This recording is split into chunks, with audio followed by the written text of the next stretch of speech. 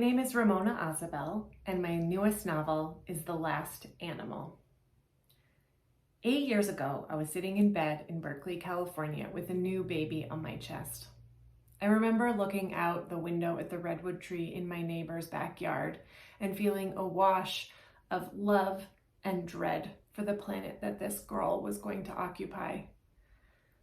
My daughter fell asleep, and I opened my laptop to do a little bit of work, and a story popped up about scientists working to de-extinct the woolly mammoth, which, in addition to being really neat, they claimed would help stave off the melting permafrost in Siberia.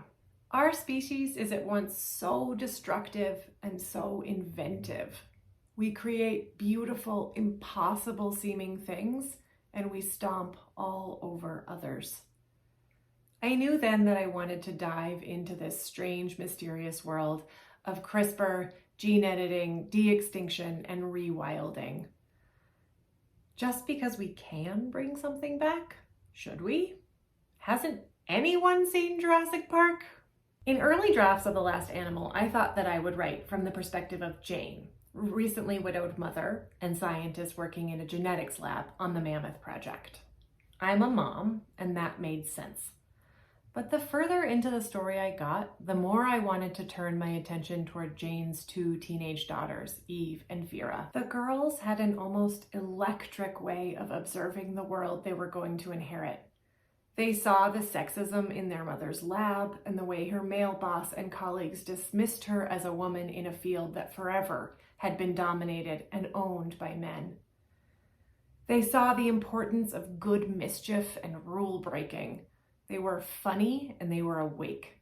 They understood the tremendous stakes of doing what could be done to continue to live on this planet.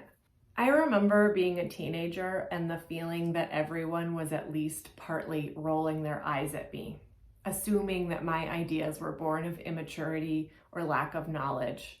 And while there was certainly plenty that I didn't know, I was also awake to the world in a way it seemed like the adults might not always be. I was seeing it all with fresh eyes. In writing The Last Animal, I thought so much about how important teenagers and young people are to our species, how much we require their insight and perspective and humor and mischief. We follow Jane, Eve, and Vera from the permafrost caves in Siberia to Berkeley, California, to Iceland, and finally to the shores of Lake Como, as their what if grows bigger than any of them could ever have imagined. In the end, this is a story about a family navigating the death of their husband and father, about three people looking at a planet in distress and asking what can be done, what should be done, and what should be left alone.